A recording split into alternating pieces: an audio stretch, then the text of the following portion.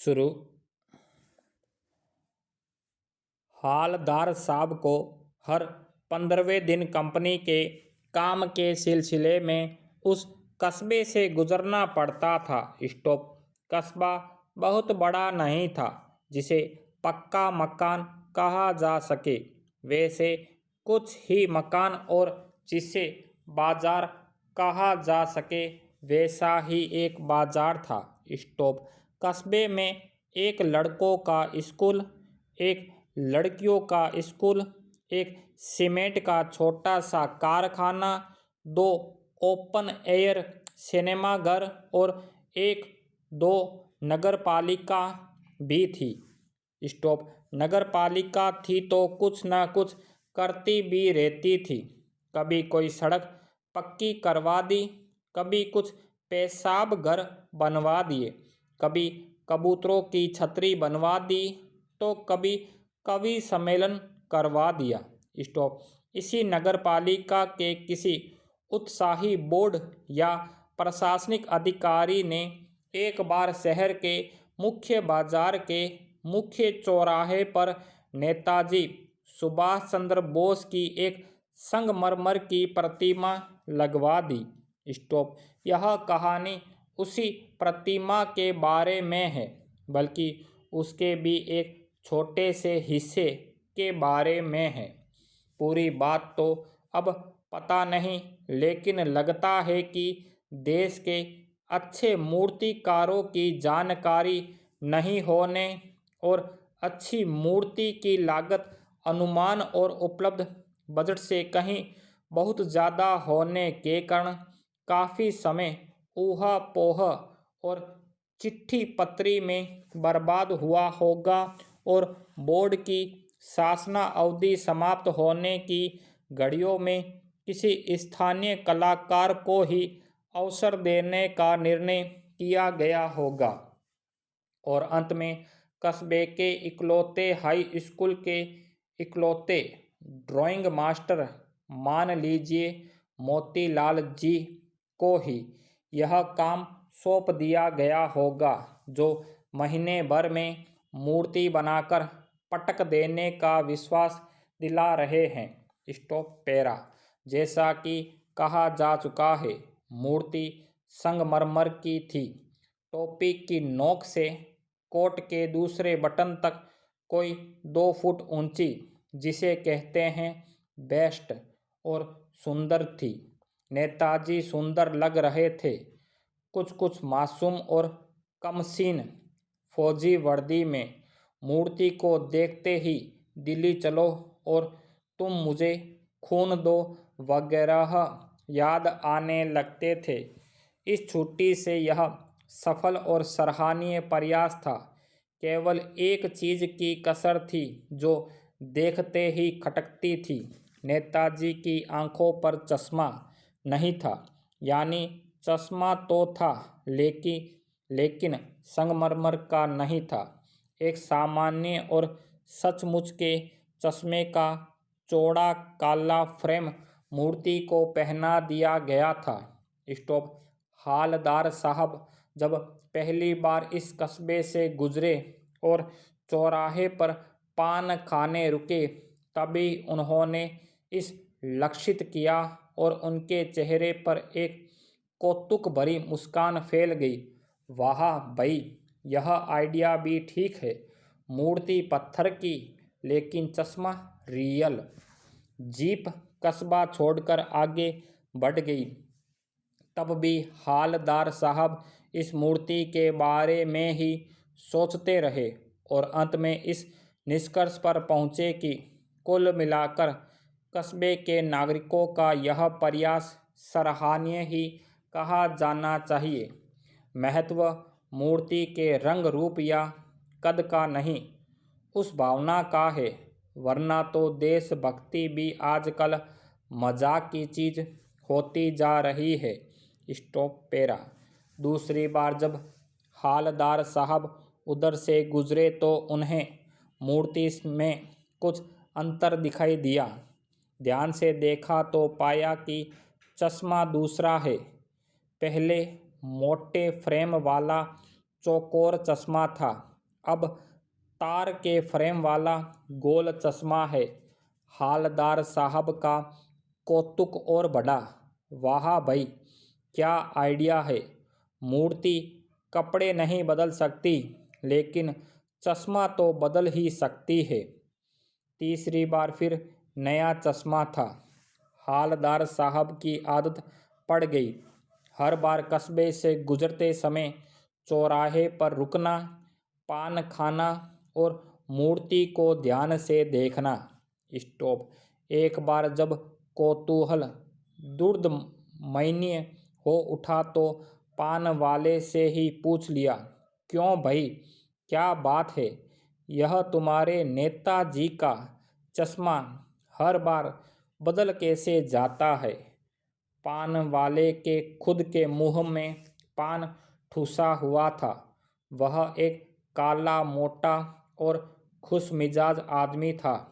हालदार साहब का प्रश्न सुनकर वह आंखों ही आंखों में हंसा। उसकी तोंद थिरकी।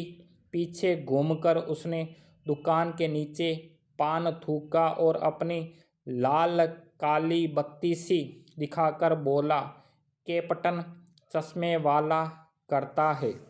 क्या करता है? हालदार साहब कुछ समझ नहीं पाए। चश्मा चेंज कर देता है, पान वाले ने समझाया। क्या मतलब, क्यों चेंज कर देता है? हालदार साहब अब भी नहीं समझ पाए। कोई गिराक आ गया समझो, उसको चौड़े चौखट चाहिए तो कैप्टन किधर से लाएगा? तो उसको मूर्ति वाला दे दिया, उधर दूसरा बिठा दिया। Stop para. अब हालदार साहब को बात कुछ कुछ समझ में आई। एक चश्मे वाला है जिसका नाम कैप्टन है, उसे नेताजी की बगैर चश्मे वाली मूर्ति बुरी लगती है, बल्कि आहत करती है, मानो चश्मे के बगैर नेताजी को असुविधा हो रही हो। इसलिए वह अपनी छोटी सी दुकान में उपलब्ध गिने चुने फ्रेमों में से एक नेताजी की मूर्ति पर फिट कर देता है। लेकिन जब कोई ग्राहक आता है और उसे वैसे ही फ्रेम की दरकार होती है जैसा मूर्ति पर लगा है, तो कैप्टन चश्मे वाला मूर्ति पर लगा फ्रेम संभवतः नेताजी से क्षमा मांगते हुए लाकर ग्राहक को दे देता है और बाद में नेताजी को दूसरा फ्रेम लौटा देता है। वाह भाई, खूब, क्या आइडिया है। लेकिन भाई, एक बात अभी भी समझ में नहीं आई। हालदार साहब ने पान वाले से फिर पूछा, नेताजी का ओरिजिनल चश्मा कहाँ गया? पान वाला दूसरा पान मुंह में ठूस चुका था। दोपहर का समय था, दुकान पर भीड़ भाड़ अधिक नहीं थी। वह फिर आंखों ही आंखों में हंसा। उसकी तोंद थिरकी, कत्थे की डंडी फेंक पीछे मुड़कर उसने नीचे पीक थूकी और मुस्कुराता हुआ बोला, मास्टर बनाना भूल गया। विराम पेरा। पान वाले के लिए यह एक मज़ेदार बात थी, लेकिन हालदार साहब के लिए चकित और द्रवित करने वाली। यानी वह ठीक ही सोच रहे थे।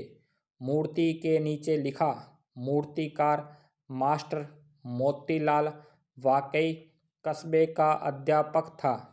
बेचारे ने महीने भर में मूर्ति बनाकर पटक देने का वादा कर दिया होगा, बना भी ली होगी, लेकिन पत्थर में पारदर्शी चश्मा कैसे बनाया जाए, कांच वाला, यह तय नहीं कर पाया होगा या कोशिश की होगी और असफल रहा होगा, या बनाते बनाते कुछ और बारीकी के चक्कर में चश्मा टूट गया होगा, या पत्थर का चश्मा अलग से बनाकर फिट किया होगा और वह निकल गया होगा।